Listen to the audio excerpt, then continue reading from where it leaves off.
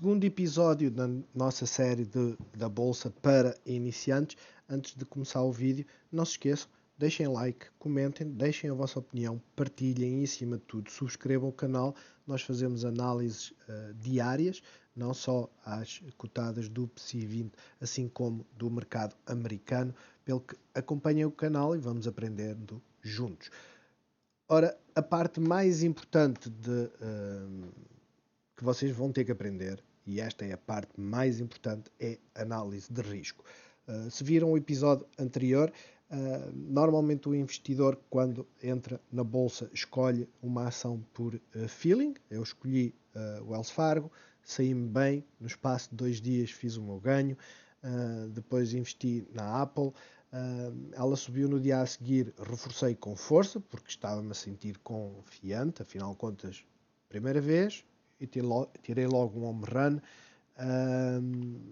O facto é que depois fiquei 4 meses a segurar o saco, ou seja, durante 4 meses a ação da Apple esteve negativa. E se eu soubesse aquilo que sei hoje, eu não teria entrado garantidamente, mas mais importante que isso, eu teria um plano. Para quê? Para o caso de ela cair, ter um ponto de saída. Assim como, tal e qual como aconteceu no Wells Fargo, eu recordo-me que eu comprei a $30, saí nos 32, algo assim, e ela hoje vale 40, pelo menos já chegou quase aos 49, portanto dá para vocês terem uma ideia. Portanto, esse é aquilo que acontece a todos os investidores iniciantes quando começam, escolhem uma ação por feeling, veem que ela teve uma queda forte, deixa-me entrar. Quer dizer, aquela que eu ainda hoje mantenho é a Qualcomm, ela tinha caído 10% na apresentação de resultados. Eu aproveitei no dia a seguir e entrei, e quer dizer, nessa aí não foram 4 meses, foram de fevereiro até agora, mais ou menos agosto, em que ela ficou positiva. Portanto, é muito importante definir qual é a vossa tolerância ao risco. Eu tive, quer dizer, o capital parado numa conta à ordem. Porquê? Porque as taxas de juros eram muito baixas e eu já tinha um PPR, não queria estar a dar mais dinheiro aos bancos e eu ter a rentabilidade abaixo da inflação. Não gosto muito de risco, mas desde que entrei na bolsa eu comecei a ficar mais propenso ao risco. Hoje já invisto em ações que têm uma elevada volatilidade, mas ter tolerância ao risco não é dizer que eu estou disposto a perder X euros ou X%. Basicamente aquilo que é ter tolerância ao risco é saber que quando entramos numa ação ela pode ficar negativa, mas eu não quero ficar muito negativo, então não posso escolher ações com elevada volatilidade. Por norma, quando nós começamos a investir, só olhamos para o lado positivo. Nós queremos ganhar 10%, mas nunca olhamos para a possibilidade de ficar negativo 15%. Estes são os exemplos que eu falei. Eu entrei na Apple basicamente aqui em fevereiro. Tivemos aqui esta forte queda. 20% foi o mínimo que ela atingiu em março e basicamente foi aqui mês de julho, ou seja, cerca de 5 meses, 4 meses e meio negativo até ficar positivo. Ainda cheguei a ficar positivo aqui porque fiz um average cost down, ou seja, comprei, reinvesti mais dinheiro quando ela baixou, comprei aqui assim baixo, o que me baixou o meu preço médio. Mas de certa forma isto não é um bom investimento para quem queria fazer 10% no curto prazo, porque afinal de contas eu estava a comprar aqui assim nesta zona, né? Ela tinha caído, já estava a recuperar, então é um bom momento para entrar. O target era vir para aqui, 10%. E no entanto ela caiu 20%. Vamos olhar para a NIO. A NIO também cheguei a fazer um investimento mais ou menos $49. Ou seja, olhando para aqui para o preço, esta linha aqui é dos 50, eu devo ter entrado aqui, assim, alguns. O facto é que, mesma situação. A grande diferença qual é que é? É que desde o máximo de janeiro até ao mínimo que ela teve, 54%. Ou seja, ações que são mais voláteis têm quedas mais fortes, têm um potencial de ganho também muito maior, mas nunca nunca eu pensei que isto pudesse acontecer. Assim sendo, o que é definir o nosso risco? Basicamente é olharmos para o dinheiro que temos disponíveis e que estamos disponíveis não só para investir na totalidade como numa determinada ação. Eu não concordo e digo-vos desde já, quando falam em ter portfólios diversificados, em escolher 30 ações de vários setores, eu acho isso um disparate. E porquê é que eu acho isso um disparate? Porque basicamente é o caminho de que quem não tem noção de como é que a bolsa se movimenta. E porquê é que não tem noção? Porque está a apostar nos cavalos todos. É a mesma coisa que vocês dizerem assim, ok, eu vou apostar entre duas equipas, estão a competir entre elas, e aquilo que eu faço é, eu aposto 1 euro em cada uma. Nas 3 hipóteses, que é A ganhar, B ganhar, ambas empatarem. E chego ao final, ganho 0. Ou ganho muito pouco. Portanto, isso para mim não é investir, confesso. Tem alternativas bem melhores, que são os ETFs. Não se chateiam, não têm que andar a acompanhar, não têm nada. Simplesmente compram um ETF.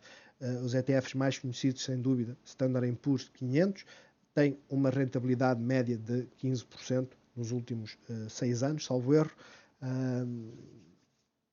Eu posso-vos mostrar aqui muito rapidamente isso. Olhando aqui para então, o Standard & Poor's, vocês veem que mesmo, eu vou colocar aqui na visão mensal, isto depois é um software, eu partilharei tudo isto convosco, mas se vocês forem a ver, se nós colocarmos de, vamos dizer, 95 a 99, 230%. Pior altura, .com, foi a crise das tecnológicas, né? A bolha da bolsa das tecnológicas. Mas investindo aqui, quanto tempo é que eu necessitei de recuperar o meu valor? Basicamente até à crise financeira do imobiliário, chegou a estar 50 e tal por cento negativo. Mas se tivessem escolhido as vossas ações na bolsa, iria com toda a certeza acontecer o mesmo, porque vocês escolheram 30, né? Uma de cada patinho. Mas a questão é quem está no longo prazo, e vamos assumir que mesmo que tivessem investido aqui no início ou no final de 2007, se vocês fossem olhar para 2015, já estavam com um aumento de 38%. Se for até à data de hoje, desde início de 2008 até à data de hoje, são 191%. Ela por ano, em média, isto não dá para meter aqui anual, mas por ano, em média, cresce no mínimo 10% ao ano. Eu posso mostrar, pegar aqui assim um exemplo, por exemplo, 2010, mesmo no início, até ao início de 2011, 26%. Agora pegamos aqui de 2011, que foi um ano mauzinho, até 2012, 14%. 2012, creio que vocês têm a ideia mais ou menos na vossa mente, 2012 até 2013, 17%. É muito melhor. Então, isso para mim, dizerem que eu vou atirar em vários patos, vou disparar para vários lados, não é uma boa opção. Para mim, uma pessoa dizer eu sou um investidor que é adverso ao risco, que não se quer sujeitar a perder muito ou a ganhar muito, eu acho que aquilo que nós temos que primeiro definir é, eu tenho um valor base, 10 mil total para investir, estou disposto a perder X euros por trading, ou seja, apostar na Apple, comprar uma parte também da NIO, e estou disposto a perder X, atingindo este valor eu saio fora, X por ação, atingindo este valor eu saio fora, ou um percentual. Todas estas opções são bastante diferentes, como nós vamos ver. Se eu estou disposto a perder 1000 euros num investimento de uma ação qualquer, que tem um custo unitário, vamos supor, de 100 euros, eu estou disposto a comprar 100 ações e estou disposto a perder 10 euros por ação, para dar 100 vezes 10 dá 1000, o que corresponde a uma perda de 10%. 10% é bastante. Como é que eu faço para mitigar o meu risco, de modo a aumentar? E lá está, eu sou adverso ao risco, não me importa de perder mais do que 10%, estou disposto a ir para 20%, mas quero continuar a manter a perda de 1000, ou seja, do meu portfólio total, estou disposto a perder na mesma os 10%. Como é que eu faço? Basicamente, divido os meus 20% de risco pelo custo unitário das ações e dá-me o número das ações. Ou seja, 50 ações a 100 euros cada, dá 5.000 euros e eu aí já estou a aumentar a parte que eu aceito ficar negativo para atingir os tais 1.000 euros. O mais comum é dizer eu estou disposto a perder X%. 5%, invisto o capital todo nas ações e estou disposto a perder 5 euros por ação até aos 500 euros. Vai ficar mais simples de entender um exemplo muito prático. Este é um exemplo que eu tenho para vos mostrar das ações da EDP Renováveis, em que eu entrei 17 de fevereiro, vendi a 24, uma semana depois, a perder 7%, comprei 250 ações, 19,90, vendi a 18,42. Porquê? Porque houve o dia da apresentação do investidor da EDP Renováveis. Isto aqui é o valor dos custos, das comissões, e nesse dia da apresentação a reação não foi muito positiva. Para além disso, eles falaram que iam ter um aumento de capital e eu saí.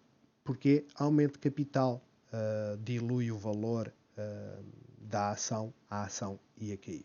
Perdi 8%. Depois comprei, quase 2 meses depois, 150 a 19. Ela chegou a estar positivo, creio que chegou a ir aos 21, mas depois começou a cair e o que é que eu fiz? Comprei mais 100 a 17,69 e 2 dias depois vendi. Porque a apresentação de resultados, a queda não foi expressiva nesses 2 dias, não foi isso que está em causa, simplesmente não gostei dos resultados, achei que a ação ia cair e o que é que ela fez? Ela subiu. Mais uma má opção, perdi 6%. Desde então, voltei a entrar com um plano bem definido. 17 de junho, entrei, comprei 400 ações, ou seja, quase que dupliquei, digamos assim, o meu valor investido, ou seja, o primeiro valor que eu investi foram quase 5.000 euros, desta segunda vez já foram 7.700 euros, está em dólares, mas são euros. Defini o meu plano, saí quando atingi o plano. Numa resistência que eu defini, saí, mal bateu, saí, ela foi aos 21,10 e depois voltou a cair, tanto que 14 dias depois, aliás, eu voltei a entrar, 400 ações novamente, agora a 20 euros e deixei a rolar mais um pouco, ela foi aos 21,40, ainda deixei dinheiro em cima da mesa, deixei a cair até à zona de suporte e depois decidi sair. Isto para vos dizer o quê? Que eu em 4 operações eu tive negativo cerca de pouco mais de 660 euros, negativo.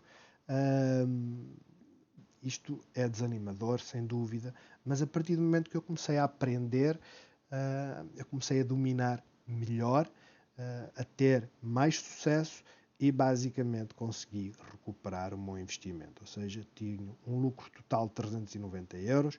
Este valor total que está aqui já é descontando o imposto. Não se esqueçam que ações pagam os ganhos de capital, creio que são 28% de impostos. Estou a usar esse valor líquido. Usei aqui o valor máximo que eu tive investido, que foram os 8.000, está aqui, foi estas aqui, que foi as mais caras que eu comprei, 400 ações vezes os 20 euros mais os custos das comissões dá 8.022,76.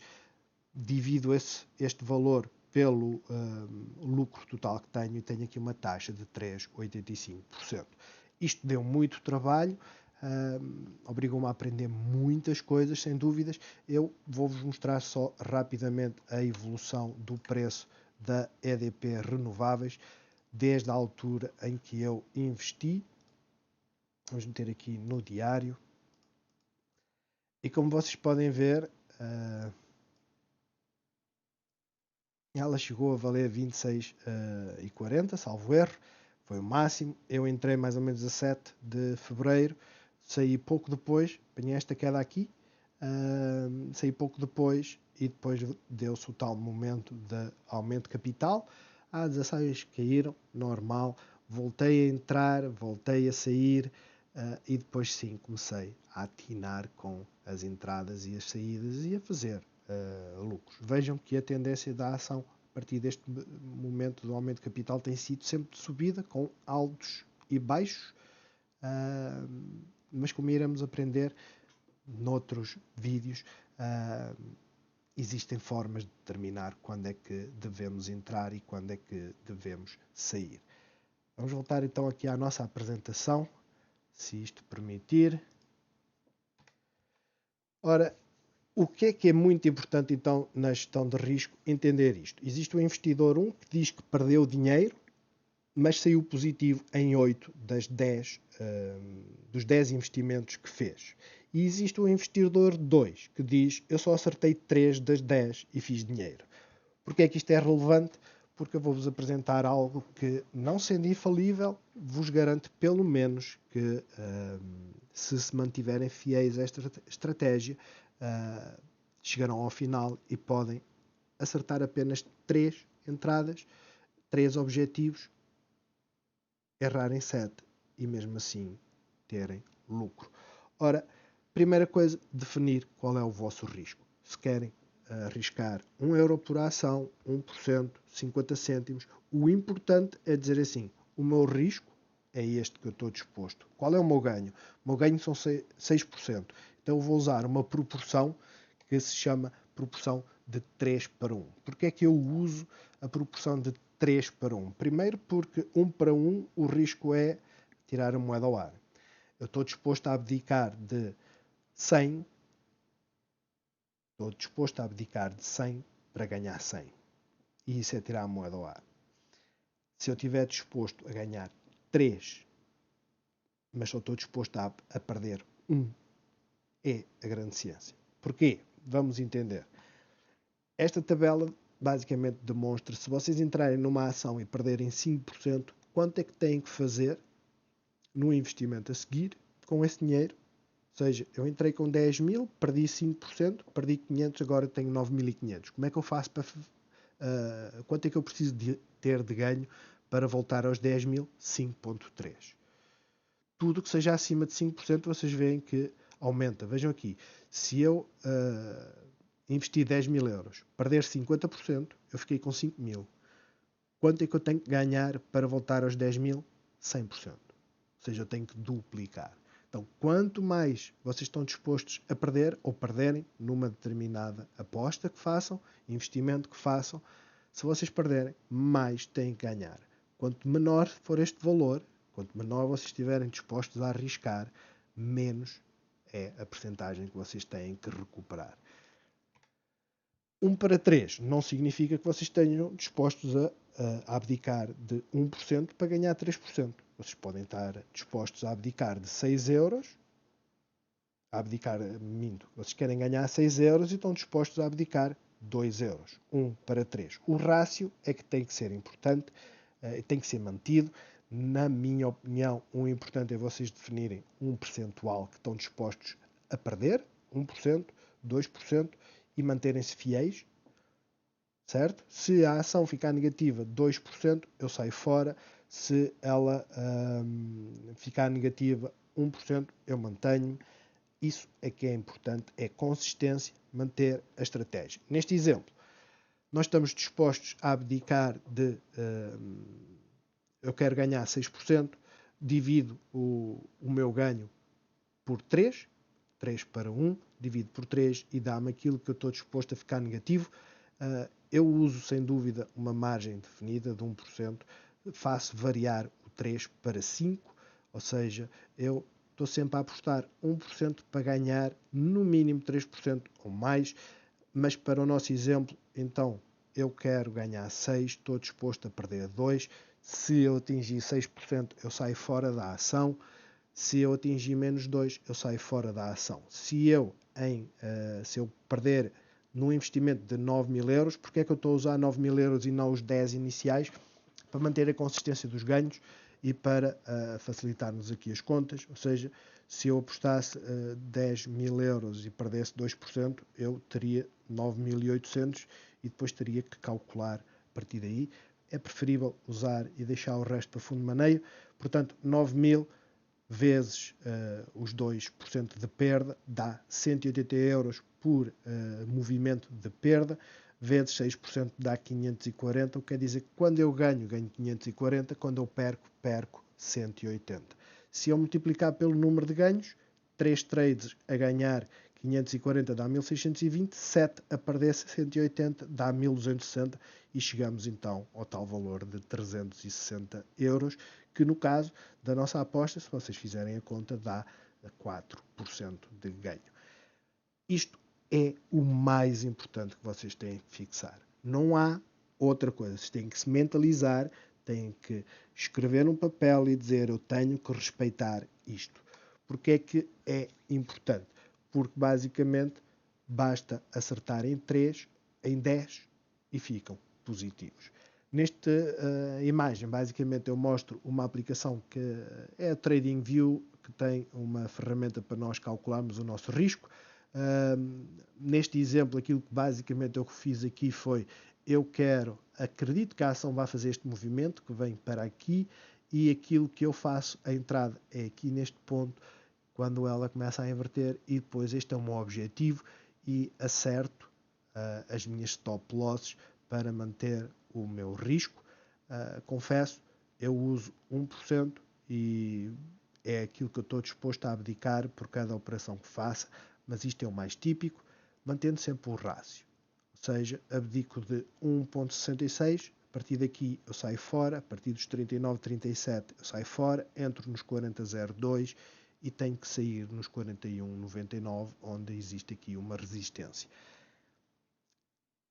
Eu, honestamente, aquilo que faço é, tenho este movimento, este é o meu target, vou-lhe dar 1%, quer dizer que saía nos 39,50, mais ou menos, 39,60, era onde eu saía, 39,60. Porquê? Porque eu erro muitas vezes também. Os traders pro conseguem ter um acerto de 60%, um trader iniciante 3 é bom, 5 é ótimo. O facto é que nem sempre nós acertamos, principalmente se procuramos ganhos elevados. Claro que os ganhos acabam por compensar. Depois, algo que eu defino para mim mesmo é que uma ação que fica positiva, eu não saio dela negativa. Ou seja, eu tenho uma time frame de curto prazo, ela fazendo este movimento, eu não permito que ela fique negativa. Vejam aqui, se nós tivéssemos entrado neste dia, não é? Entrávamos aqui mais ou menos aqui neste mesmo preço, 40,53, no dia a seguir nós saíamos nos 39,37. Perdíamos $1 e depois abdicávamos desta subida, em que ela chegou e atingiu aqui o nosso objetivo. Ou seja, no meu caso, se ela está positiva, foi o que aconteceu aqui, eu não a deixo ficar negativa. Tão simples quanto isso. Faço ganhos de 0,5%, 0,3%, mas faço ganhos. É uma estratégia que eu tenho. Não tenho dado bem nem mal, tenho numas saído bem, noutras elas depois acabam por inverter e vão lá para cima. Mas de uma forma geral estou confortável com esse tipo de estratégia. Este basicamente é o meu Excel. Tenho aqui os movimentos que eu tenho feito desde junho. Porquê junho? Porque a 16 de junho eu vendi todas as minhas ações. Foi num período em que o Federal Bank dos Estados Unidos falou. Eu tive um papagaio que ele fugiu. Eu coloquei stop losses automáticas, porque tive que me ausentar do computador. E o que aconteceu foi que as stop losses foram todas ativadas, mas vejam, as ações todas elas recuperaram. Todas no mesmo dia. No mesmo dia. Ou foi no dia a seguir, algo assim. Não é que a estratégia tenha sido errada de colocar uma stop loss. Porquê? Porque elas podiam ter caído mais. O erro depois foi não ter voltado a entrar. Tão simples quanto isso. No entanto, a partir de junho, comecei a tratar as coisas com mais carinho. Vocês podem ver que eu fiz aqui várias compras mesmo no dia 17, em ter EDP renováveis. No dia 21 comprei uma, duas, três ações.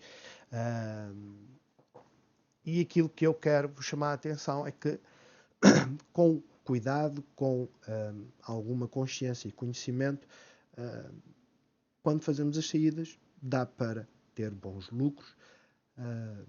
Isto não quer dizer que eu não tenha ações negativas, pelo contrário, eu tenho. Vocês podem ver aqui QuantumScape, Sophie, eu não fiz vendas. Porquê? Porque eu estou bem negativo.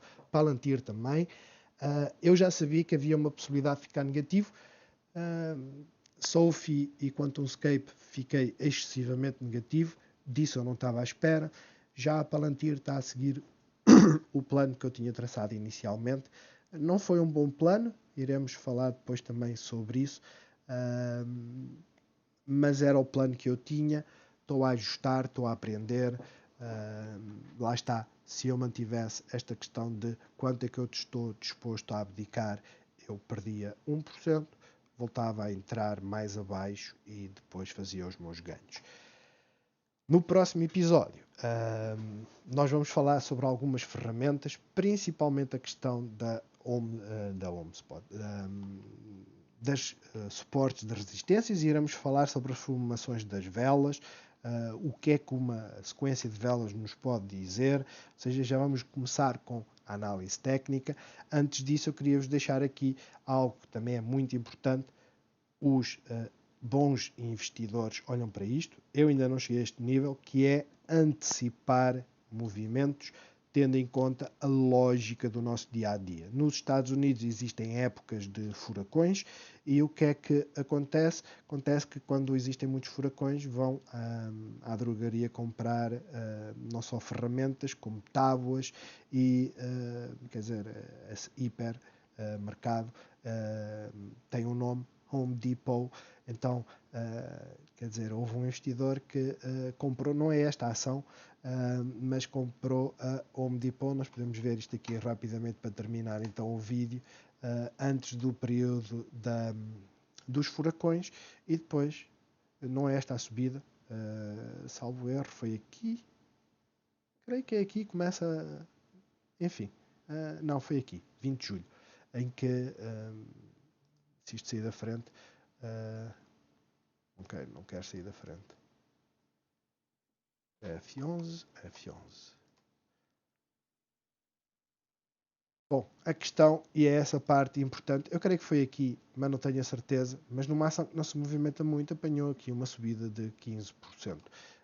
Poderá ter sido aqui assim baixo, porque em junho nós não tivemos assim. Não, 18 de junho nós tivemos quedas, foi tais 16, 18. Eu creio que foi por aqui. A questão é, um investidor que olha para os fundamentos tem em conta estas questões e faz investimentos também tendo isso como premissa. Não se esqueçam, deixem like, partilhem e deixem os vossos comentários.